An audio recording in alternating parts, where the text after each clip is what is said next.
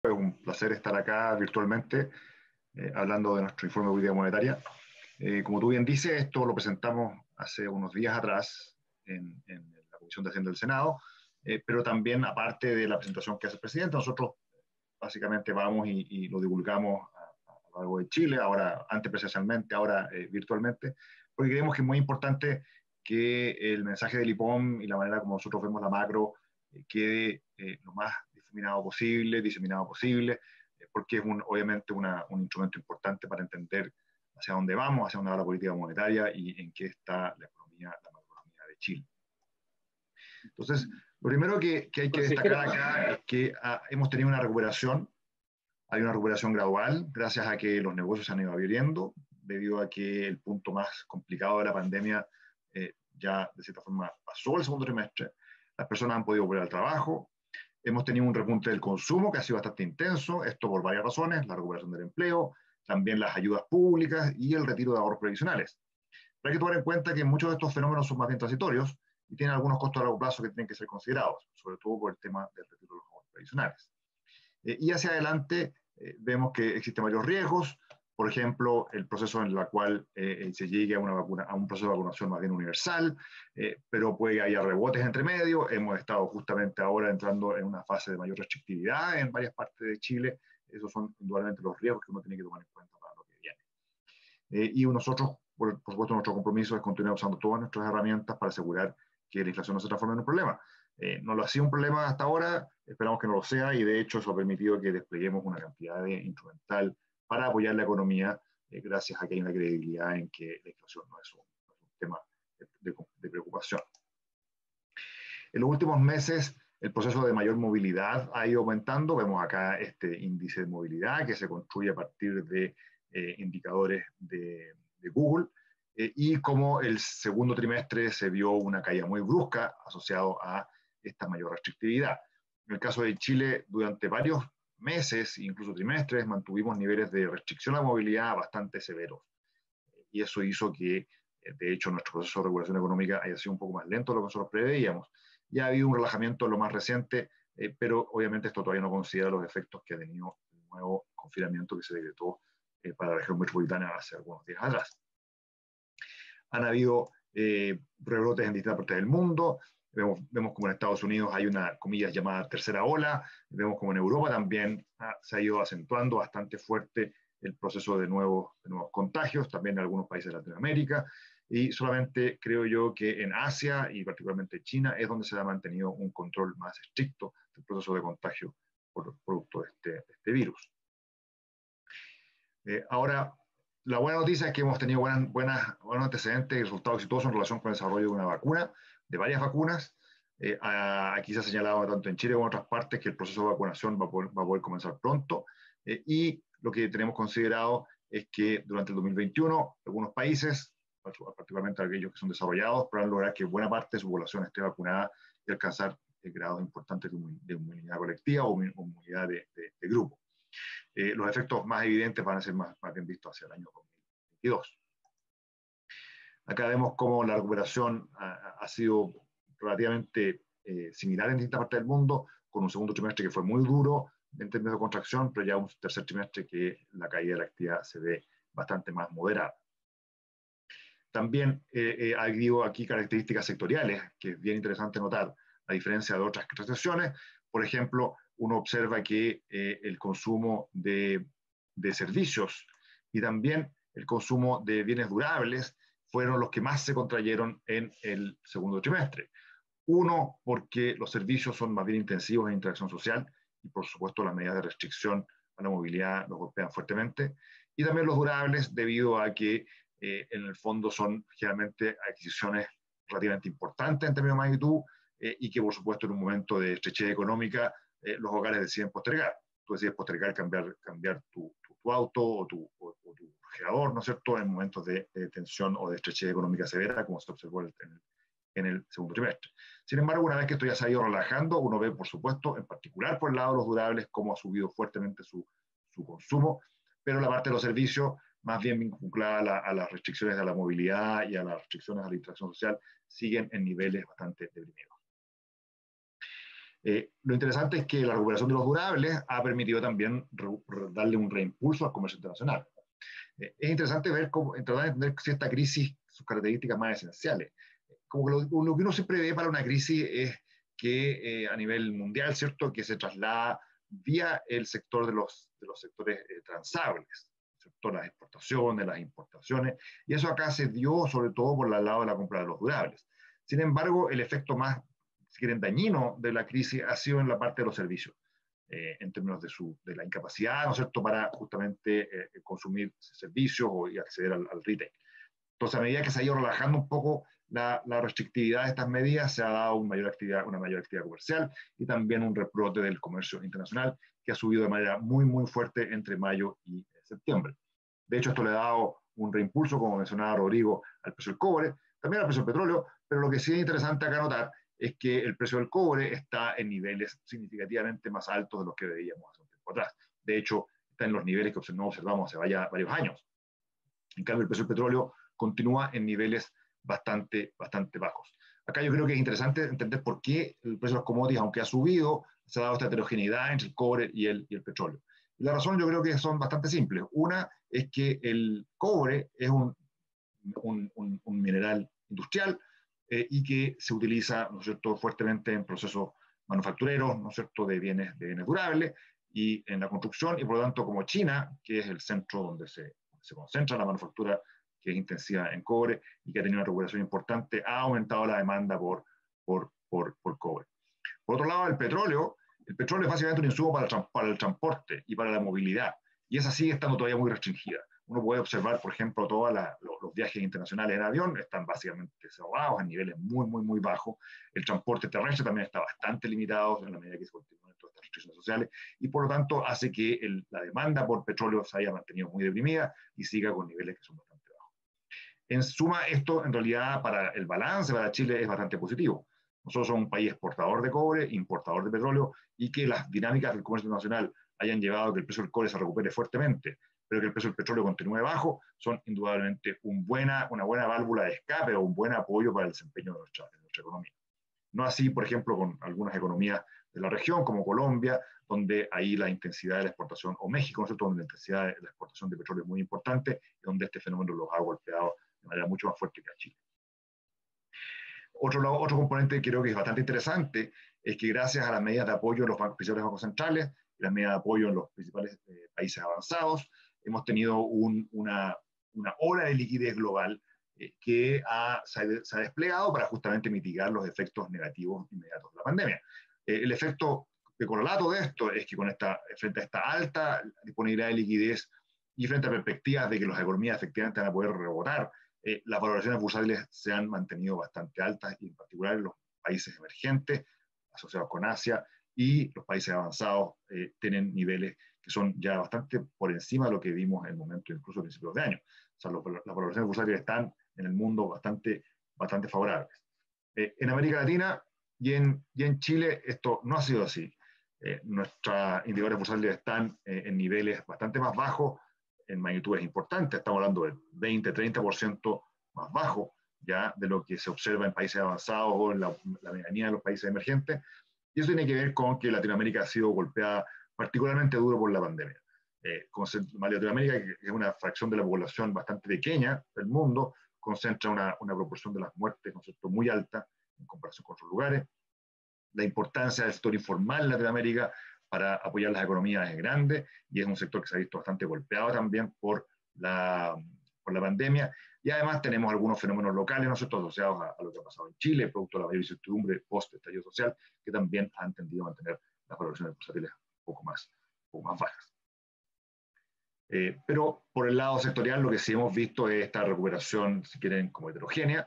El sector del comercio se ha recuperado fuertemente, particularmente por los durables, impulsado por el mayor consumo, y a su vez ese mayor consumo por los desconfinamientos y el retiro del 10%. Por otra parte, el sector de la industria también se ha mantenido relativamente bien y con niveles por encima de lo que había previo a la pandemia, pero por otra parte los servicios y la producción de resto de bienes se mantienen por debajo. Entonces uno ve esta heterogeneidad asociada a las características que tiene la pandemia. Ha habido una recuperación del mercado laboral también. Se han recuperado cerca de un tercio de los puestos de trabajo que se perdieron durante la pandemia. A octubre, por ejemplo, los ocupados ausentes, esa gente que está ausente de su trabajo, era alrededor de 900.000 personas, desde un pic de algo así como 1,3 millones, y ha habido un incremento de los ingresos laborales reales. O sea, ha habido también una recuperación del mercado laboral que, por supuesto, todavía es parcial. Eh, Vemos que, por ejemplo, por el lado de tipo de empleo, algunos otros servicios y la industria se han tendido a recuperar, pero aquellos servicios que se vinculan más con la interacción personal se mantienen todavía muy deprimidos, alrededor de la mitad, de 50% por debajo de lo que teníamos anteriormente. La construcción también es un sector que se ha demorado en recuperar justamente por los efectos de la pandemia. Entonces también vemos esta heterogeneidad sectorial que se observa en la producción y en la demanda, se ve también en el empleo. Ahora, cuando se produce el retiro del 10%, se dio, por supuesto, un empuje muy significativo al consumo de bienes. Y esto en particular en lo que se refiere a los durables. Eso lo vemos en el gráfico de la izquierda. Uno ve la fuerte caída de la actividad del comercio al por menor en los bienes durables, en el equipamiento para el hogar, los tecnológicos, ¿no es cierto? También a la derecha se ve una caída muy fuerte, producto inicialmente de la pandemia, en los materiales para la construcción y la actividad de los bienes no durables, pero después con el retiro del 10% uno ve este fuerte salto en estos indicadores de la actividad del comercio. Y eso es, por supuesto, porque se produjo un incremento de liquidez bastante significativo. Ahora, eso ha tendido sobre todo a presionar a aquellos sectores que usan inventarios, porque los durables, básicamente todos los bienes durables se basan en la gestión de inventarios y que estaban en niveles bastante bajos asociados justamente con la pandemia. Empresas con algún problema de liquidez, ¿no es cierto?, es muy costoso tener inventarios, luego los habían mantenido muy bajos.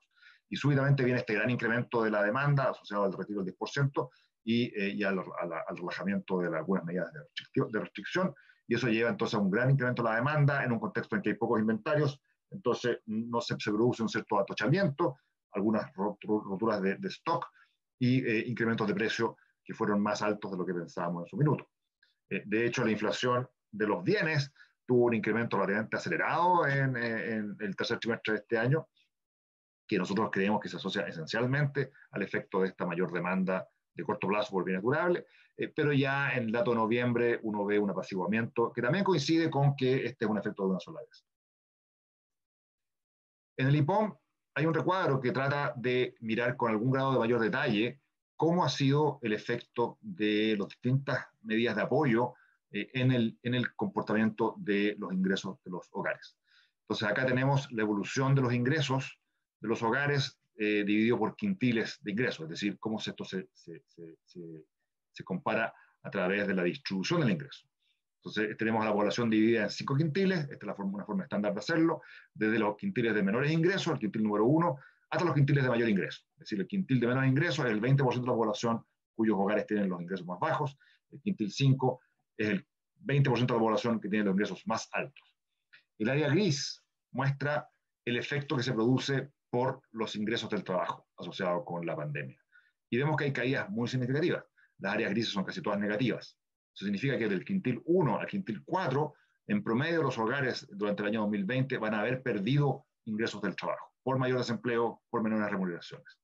Lo interesante es que el quintil quinto, el de mayores ingresos, el efecto en realidad es bastante acotado y de hecho es algo positivo. O sea, no hubo muchas pérdidas por el lado de ingresos del trabajo. Ahora, ¿cuáles son las medidas que se usan para apoyar a los hogares? O sea, lo primero es, por ejemplo, lo que se refiere a las transferencias de los hogares desde el gobierno, todos los bonos y subsidios que el gobierno otorga. Y uno ve esa área, es la área azul oscura. Y uno observa bien ahí cómo se da la focalización de la política fiscal, porque los hogares de menores ingresos son los que recibieron una compensación muy significativa por el lado de transferencias directas. El área, de hecho, azul oscura, más que compensa para el quintil más pobre la pérdida de ingresos del trabajo. Si se fijan para el quintil de mayores ingresos, el quintil número 5, el efecto de las transferencias es chiquitito, porque justamente los esfuerzos fiscales de apoyo a la familia no están concentrados en dar subsidio a los hogares que tienen más ingresos. Esto está bastante focalizado. Por otra parte, uno puede observar ahí el efecto de los retiros ya que se producen de las AFP. El primer retiro y el segundo retiro, estas áreas de color celeste más clara. Primero que nada, uno se da cuenta de una cosa bastante obvia, que son muy significativos. Son magnitudes muy grandes en términos de liquidez. Ahora, hay que tomar en cuenta que estos retiros no son ingresos. Poder retirar plata que uno tiene ahorrada en un fondo que va para la pensión no es un mayor ingreso hoy día. Es básicamente una menor patrimonio y un gasto de ahorro que están realizados. O sea, provee liquidez, pero no es un aumento de ingreso. En términos del efecto de liquidez, sí, lo que sí uno nota acá que es un efecto muy significativo, sobre todo en los quintiles 2 a 4, en términos de que son quintiles donde las transferencias directas no fueron tan grandes y donde las pérdidas de ingreso del trabajo fueron muy significativas. Entonces, los retiros de acá, el 1 y el 2, ¿no es cierto? El 1 lo que ya hemos observado y el 2 lo que uno especula vaya a ocurrir, han compensado buena parte de la pérdida del ingreso y de hecho ya están en niveles de positivos. Los números en la bola negra dice el efecto neto para el promedio del año 2020. O sea, básicamente hogares que van a terminar con ingresos en promedio, incluyendo esta mayor liquidez asociada con los retiros, por encima de lo que tenían el año 2019. Ahora, fíjense en el quintil número 5. El quintil número 5 es el que proporcionalmente se beneficia más en términos del retiro de los fondos de la AFP, ¿ya? Sin haber tenido en realidad ninguna pérdida de ingresos del trabajo. Esto es porque los retiros de la AFP han sido hechos sin focalización y básicamente generalizados para todos. Y por supuesto, quienes más tienen ahorros acumulados son aquellos hogares que tienen mayores niveles de ingresos. El nivel de ingresos se asocia positivamente con los niveles de ahorro. Pero en suma, raya para la suma, lo que uno se da cuenta acá, que si uno acumula todas las medidas que se han adoptado durante el 2020, los hogares, todos ellos, independientemente de su distribución, de su lugar en la distribución de ingresos, están terminando el 2020 con niveles de liquidez y de compensación de transferencias que los pone por encima o que más que compensa las pérdidas del ingreso del trabajo. Esto muestra que se ha hecho un esfuerzo bastante significativo a nivel del país para proveer estos apoyos. Sin embargo, ahora hay que tener cuidado con la evaluación de esto porque, uno, cuál es el efecto que esto tiene en consumo, es discutible. Por ejemplo, hogares que no tuvieron pérdidas de ingresos al trabajo, como del quintil número 5, y que no tienen problema para acceder a créditos por parte del sistema financiero, es posible que en realidad el retiro de la AFP no les provoque mayor consumo, simplemente sea un reciclaje de ahorros hacia ahorro voluntario. Y por lo tanto tienen menos incentivo de utilizarlos en consumo. Segundo, en buena parte el mayor consumo que se ha producido producto de estos fenómenos, que lo discutíamos hace unas láminas atrás, ha sido en bienes durables, que son importados. Entonces tiene efectos en PIB, en actividad económica en Chile y en empleo que son relativamente acotados, porque es demanda por bienes que se importan. Y donde el efecto en PIB, en actividad y en empleo es bastante acotado por definición. Esos son los factores que nosotros nos hacen evaluar cuál puede ser el efecto macro de esto. Y que posiblemente el segundo retiro tenga un efecto macro más acotado que el primero. Sin embargo, hay, por supuesto, efectos de volatilidad. Estos recursos que estaban invertidos a largo plazo tienen que liquidarse para poder ser entregados a los cotizantes que quieren retirar sus fondos, y esa liquidación puede ser bien disruptiva. Nosotros como Banco Central eso no, es un tema que nos preocupa por el lado de la estabilidad financiera, y por lo tanto hemos implementado una serie de medidas para poder suavizar este efecto que se materializa en plazos muy cortos y dándole un tiempo, ¿no es cierto?, a que el sistema se acomode. Y eso ha sido mediante un mecanismo de compra al contado y venta a plazo, hasta por 8.500 millones de dólares, es decir, que nosotros estamos dispuestos a comprar instrumentos que están vendiendo los fondos de pensiones y otros inversionistas en un plazo muy corto, y después con el compromiso de que ellos lo compren de vuelta, de forma de que tengan más tiempo para deshacerse de su portfolio, pero sin limitar la posibilidad de justamente entregar la liquidez que los hogares están solicitando a partir de la autorización legal. Por otra parte, ha habido también apoyos bastante ingentes al sector empresas vía créditos comerciales, eso también con algún grado de apoyo vía política pública con garantías estatales. Vemos como en el segundo trimestre de este año hubo una cantidad muy significativa de operaciones, casi 300.000 operaciones de nuevos créditos comerciales otorgados, casi la mitad de ellos asociados a los créditos FOGABE COVID, y que esto también continuó con bastante fuerza el tercer trimestre. En el cuarto ya se ve un apaciguamiento de esta evolución del crédito, y eso se puede ver por varias razones, que son cosas que nosotros estamos evaluando en este minuto.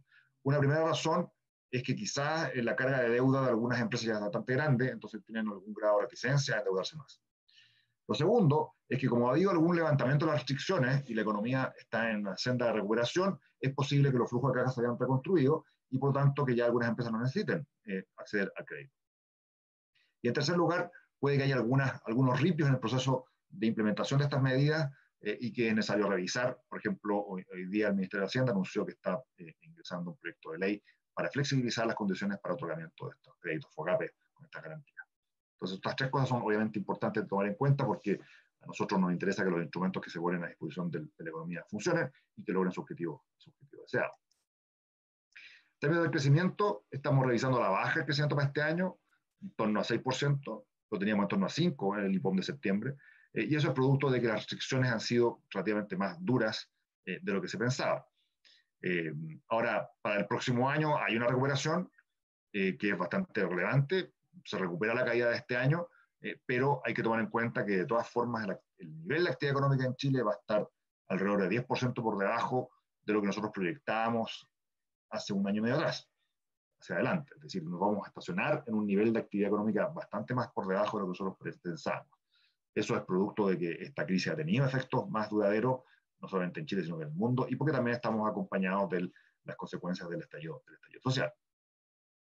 De todas formas, la política monetaria va a continuar siendo bastante expansiva en todo este periodo. Es parte de lo que nosotros decimos en este informe. La economía va a tener un apoyo del mundo. Tenemos un precio del cobre promedio de $3.15 entre 2021 y 2022. Eso tiene que apoyar esto.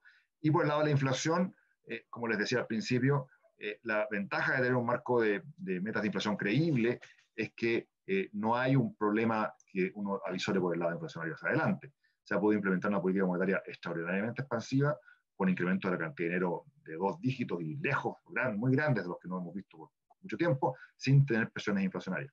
Y eso es porque nuestra moneda es confiable y hay una demanda por liquidez que se puede satisfacer de manera relativamente fácil. Con eso nuestra inflación se proyecta que se mantenga en 3% hacia el fin del horizonte de proyección, pero tenemos que tener cuidado con que no se nos caiga demasiado. De hecho, si hay una preocupación en los IPOM recientes, incluyendo este de acá, es que la brecha de capacidad, las holguras en el mercado laboral son muy grandes, hay riesgos de que la inflación se pueda estabilizar en niveles demasiado bajos y por lo tanto hay que mantener el impulso monetario activo. Esto implica que vamos a mantener nuestra política monetaria en su mínimo técnico durante gran parte del horizonte de 2 años y también vamos a mantener las medidas no convencionales que hemos ido utilizando. Por ejemplo, hemos comprado una cantidad bastante ingente de bonos bancarios y la vamos a mantener en nuestro balance por lo menos por los próximos 6 meses. Y queremos evaluar estas medidas de apoyo al crédito de forma de facilitar su uso para responder a las nuevas condiciones o nuevas necesidades de la economía en esta etapa. Hay riesgo, tenemos riesgos positivos, tenemos riesgos negativos. Justamente terminando el IPOM, se anunció que se iba a retroceder, ¿no es cierto?, en la región metropolitana en términos del confinamiento. Eso demuestra los riesgos que están asociados con estas cosas. Y también podemos tener riesgo por otro lado, ¿no es cierto?, en el sentido de que quizás la vacuna pueda desplegarse de forma más rápida o se mantenga un control mayor de los contagios hacia adelante. Por supuesto, tenemos que evaluar estos riesgos en lo que viene, pero al menos estos son, creo yo, riesgos que son más bien más de corto plazo. Hacia más largo plazo, los riesgos tienen que ver con la capacidad de crecimiento de la economía más sostenible. Para poder recuperar los empleos que todavía no se recuperan, se requieren cifras de crecimiento que se mantengan relativamente elevadas por un tiempo prolongado. Y eso obviamente es un desafío no solamente para el Banco Central, sino que para todos los hacedores de política pública. Ahora, comentarios finales. Tenemos importantes desafíos por el lado de la recuperación. También hay desafíos vinculados con la situación política que surge después de la crisis social. Y lo que nosotros planteamos acá es que nuestro escenario contempla que la situación de discusión política continúa en la vía institucional que se aprobó por el Congreso. Es decir, hay todo un calendario electoral por delante, todo un proceso, ¿no es cierto?, de discusión institucional y constitucional. Nosotros lo que suponemos es que esto continúa vía ese camino, que no se producen disrupciones o quiebres en ese proceso. Ahora, también hay que tomar en cuenta que todos los agentes de la economía, y esto no solamente en Chile, sino que en el mundo, han tenido que hacer mano a sus holguras y a sus recursos. Los hogares tienen menos fondos de pensiones ahora, el gobierno está más endeudado, las empresas tienen más deuda también, el Banco Central ha desplegado todo su instrumental. Entonces, por lo tanto, este deterioro de situación patrimonial a nivel del país es reflejo de que la crisis tiene efectos reales. Es un efecto, la crisis a nivel mundial hace que los países y las personas y las empresas sean más pobres. Y eso indudablemente pone algún grado de riesgo respecto a nuevos escenarios negativos en el futuro porque tenemos menos espaldas para enfrentarla. Por lo menos lo que concierne a la política monetaria, nosotros vamos a seguir apoyando la recuperación económica para dar condiciones financieras adecuadas a hogares y empresas y, por supuesto, manteniendo la inflación bajo control y preservando la estabilidad financiera. Con eso termino y con mucho gusto, si hay preguntas, podemos pasar un rato conversando sobre eso. Gracias, Rodrigo. Muchas gracias, consejero García, por su exposición. Mientras los espectadores van pensando preguntas, las pueden ir dejando en el chat.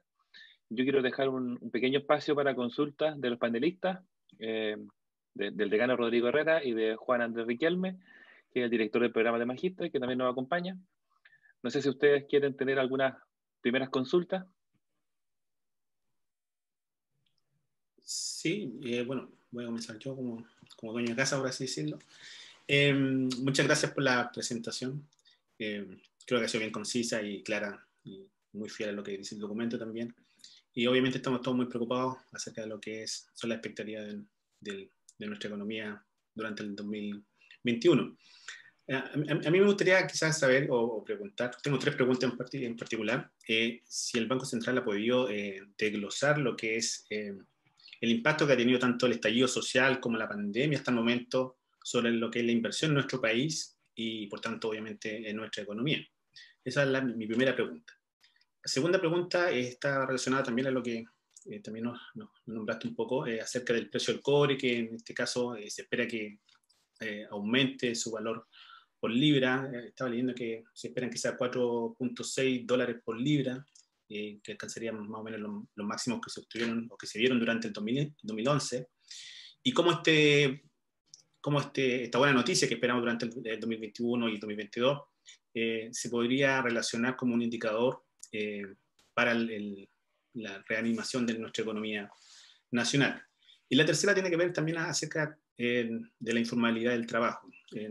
Nos nombraste un poco acerca de lo que hacía el mercado de trabajo. La informalidad nos pegó muy fuerte a lo que es durante la pandemia especialmente, y como bien nombraste también, un tercio de los empleos ya que se habían perdido durante la pandemia se han ya recuperado, que se esperaban que fueran alrededor de 2 millones de personas desempleadas. Pero un punto importante también ahí es que la tasa de participación femenina ha caído cerca de 9 puntos porcentuales. Si también existe ahí una opinión a partir del Banco Central acerca de lo que ha sido, en este caso, el desempleo y la informalidad, en este caso, desde el punto de vista también de género, si tienen algunos datos. Eso, Pablo. Sí, mira, bueno, son súper buenos puntos. Primero, respecto a si uno puede desglosar cuánto es producto de la pandemia y cuánto es producto del estallido social, es muy difícil. O sea, no es algo que uno pueda tener una métrica relevante. Yo creo es que ambas cosas han contribuido. No tanto en las cosas más bien del corto plazo, donde obviamente el corto plazo está muy dominado por la pandemia, sino que más bien la perspectiva de nivel de actividad económica para adelante, esto que yo decía que nos vamos a encontrar con un nivel de PIB 10 puntos por debajo de lo que nosotros hubiésemos proyectado hacia el 2022, antes del estallido social. Ahí las dos cosas contribuyen de manera material. O sea, cuál es más, cuál es menos, es difícil de saber, pero ambas indudablemente contribuyen. Respecto al precio del cobre, bueno, nosotros no tenemos un escenario tan favorable para el precio del cobre. Lo tenemos en torno a 3,15 en promedio para los próximos años. Entonces, claro, si se da un escenario mucho más positivo, con un precio del cobre más alto, más de 4, eso por supuesto que serían buenas noticias, sobre todo porque permitiría dar un gran impulso a la inversión minera a gran escala. Yo creo que eso es, además de solucionar, de tener un efecto muy positivo por el lado de las cuentas fiscales. Indudable que sería un escenario mucho más positivo, pero hay que evaluar, como siempre, cuál es la persistencia y temporalidad de este fenómeno. Es muy distinto que tengamos un par de años muy buenos a que ese escenario se prolongue por una década, ¿cierto? Eso hace una tremenda diferencia respecto a cómo le pasa a Chile. Por lo tanto, hay que mirar con mucho cuidado cuál es la persistencia de estos momentos del precio del cobre, pero por ahora yo creo que, dado que China ha dado buenas señales de del control epidemiológico y de la recuperación económica, es posible que estos precios que hemos visto, que son claramente mayores de lo que nosotros veíamos hace un tiempo atrás, se mantengan por tiempo más prolongado, y eso es indudablemente buena noticia, más allá de que podría ser incluso mejor. Ahora, este escenario que tenemos es consistente con ese precio del cobre, no es con un precio del cobre más. Respecto al mercado laboral, indudablemente que hay una dimensión de género muy importante. Esta es una crisis que tiene una peculiaridad, que es una crisis que no surge de la situación económica per se, es una crisis que surge de la interacción de las personas. Entonces, es un fenómeno muy distinto y que por lo tanto también tiene efectos muy heterogéneos dependiendo de cómo son esas interacciones en las personas. Por ejemplo, en países donde las mujeres tienen un rol en actividades del hogar más importante por los factores culturales, bueno, va a haber un efecto muy asimétrico, ¿cierto?, del cierre de los colegios. Respecto a otras situaciones donde quizás hay un compartir, ¿no es cierto?, de ese tipo de labores del hogar más equilibrado. Las encuestas que hemos visto, ¿no es cierto?, hace poco, demuestran que justamente de las principales razones por las cuales ha habido abandono de las mujeres del mercado laboral hacia la inactividad ha sido por necesidades del hogar, porque en el fondo los niños están en la casa y no ha podido haber colegio, ¿no es cierto? Entonces, ese tipo de cosas yo creo que son bien claves. Y también, por supuesto, la dimensión de precariedad y de cómo esto golpea a las personas dependiendo de su posibilidad de interactuar productivamente con o sin interacción social. Por eso el sector informal ha sido tan golpeado. El sector informal que siempre había sido como el colchón de ajuste. Cuando en Chile hemos tenido crisis grandes con alto desempleo, el sector informal siempre proveía como una especie de vía de escape, ¿ya? Que la gente perdía su trabajo, bueno, se iba al sector informal. En esta crisis no ha podido ocurrir, porque el sector informal es esencialmente un sector de relaciones personales, ¿ya? Y andar en la calle, ¿no es cierto?, y usar el transporte público, cosas que son ultra peligrosas en el momento peak de los contagios. Es por eso que esta crisis va a tener secuelas distributivas muy importantes a nivel de ingresos, en términos de género, en términos de edades, ¿no es cierto? Y que puede que tenga efectos más permanentes, porque si tú rompes tu vínculo educacional, o si tú rompes tu vínculo laboral, ¿no es cierto?, eso no se puede recuperar de manera muy rápida. Y desgraciadamente, lo que uno observa también, no solamente en Chile, sino que en muchas partes del mundo, es que los hogares de menos ingresos han sido los que más han sufrido por ese lado, ¿ya? Y pues, entonces, por lo tanto, establece varios desafíos como de futuro, de cómo ir recuperando eso con políticas públicas que sean mucho más focalizadas y que se enfoquen en justamente tratar de apoyar a aquellos sectores que van a haber sufrido, van a quedar más marcados por esta crisis. Gracias. Okay. Gracias, consejero García. Andrés, ¿alguna consulta? Sí, no, hoy quiero agradecer la presentación súper clara de Pablo. La verdad es que me quita varias preguntas. Yo tenía varias preguntas antes de y fueron respondidas ya en la presentación. Yo tengo dos preguntas. En beneficio del tiempo las voy a cortar un poquito, pero la primera es respecto de la dependencia de las proyecciones con los planes de vacunación o con la recuperación en general, tanto externa como, digamos, del resto del mundo como de Chile. ¿Cuáles son los escenarios que se plantean acá respecto de un posible final de la pandemia? Y la segunda pregunta tiene que ver con la baja que se observa en los créditos de consumo. En general, un escenario es, bueno, si es que el Banco Central quisiese impulsar el consumo, ¿cómo lo hace si pensamos que en los próximos 2 años vamos a estar en el mínimo técnico según lo que se proyecta acá? Entonces, ¿cuál es el margen de acción que queda? Esas dos preguntas solamente.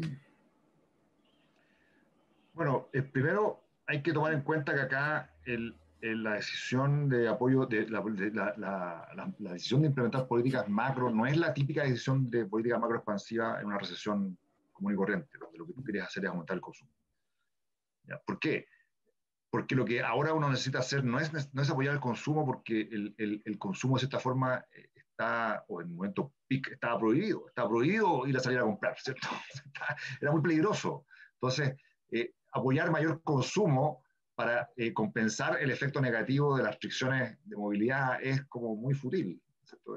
No tiene mucha lógica. Entonces, lo que uno hace más bien es apoyar el nivel de ingreso para mantener, ¿no es cierto?, niveles patrimoniales de los hogares que no se rompan y tratar de mitigar los daños más persistentes que puede tener esta crisis. Ahora, de aquí en adelante, por supuesto que a la medida que se vayan relajando las restricciones de movilidad y vayamos a hacer una vacunación más generalizada y tengamos, en el fondo, un entorno sanitario más seguro, por supuesto que va a haber un desafío de recuperación económica, pero que tiene más que ver con cómo sostener niveles de crecimiento más de mediano plazo y no simplemente apoyar consumo de corto plazo. Por eso acá restablecer las relaciones entre trabajadores y empresas, restablecer las relaciones entre el sector financiero y sus clientes que pueden haber sido dañadas, nosotros en este periodo, eso es muy importante, más que simplemente empujar niveles mayores de consumo. ¿Ya? Eso creo que como lógica de política macro en este momento es importante tomarlo en cuenta porque esto no es una crisis como la del 2008, ¿ya? Es una crisis muy distinta. Gracias, consejero Pablo. Voy a tomar algunas de las preguntas del chat, a ver si las puedo transmitir de una forma clara. Sandra Martínez dice, buenas tardes, ¿para cuándo se proyecta que la economía tome su curso normal al que se estaba proyectando antes del estallido social y la pandemia? Mira, ahí en términos de crecimiento, el 2022, nuestra proyección es que la economía debe estar creciendo a su tasa como de largo plazo, entre 3 y 3,5. ¿Ya? Ahora, la pregunta en términos de nivel, ¿cuándo se recupera el nivel que nosotros habríamos esperado tener a esa altura? Eso nosotros no sabemos, no tenemos puesto ahí. De hecho, tenemos una diferencia de 10%, que fue lo que mencioné ahí. O sea, la economía chilena va a ser el 2022 10% más chica de lo que nosotros pensábamos iba a lograr hacer antes del estallido social. Esa brecha es más especulativo discutir cómo se recupera, si es que se recupera. Pero en términos de velocidad, por lo menos, la tasa a la cual se expande esto, hacia el 2022 la economía dice está tomando un ritmo de crecimiento en torno a 3,5, que creemos que es lo sostenible más de largo plazo. Ok, gracias, consejero Pablo. Voy a intentar tomar otra consulta por aquí. No sé si los panelistas tendrán alguna consulta. ¿No? Dice Moisés Andrade, dice, la inflación proyectada del IPOM converge a la meta en el 2022, incluso sin una normalización de la política monetaria. ¿Cuáles son los factores, dice, detrás de este movimiento? Mira, acá yo creo que es bien buena la pregunta, porque ¿qué es lo que determina la inflación en su dinámica más de largo plazo? Yo creo que el punto esencial acá que hay que tomar en cuenta es que si el año 2022 nosotros pensáramos que la tasa de interés se vuelve a su nivel normal, por ejemplo, 3%, bueno, sería un escenario donde la economía habría acumulado todavía un montón de holguras, un montón de brechas durante todo este periodo, de aquí hacia allá, y por lo tanto la inflación habría estado desacelerándose todo el tiempo. Entonces estaríamos llegando al 2022 con inflación no en 3, sino con inflación mucho menor, en 1, 0, no sé. Es difícil hacer una proyección, pero es decir, la razón por la cual se requiere una política monetaria expansiva por un tiempo tan prolongado es porque durante buen tiempo, de aquí a los próximos 2 años, la economía está generando frenos a la inflación debido a la cantidad de holguras que hay en el mercado laboral.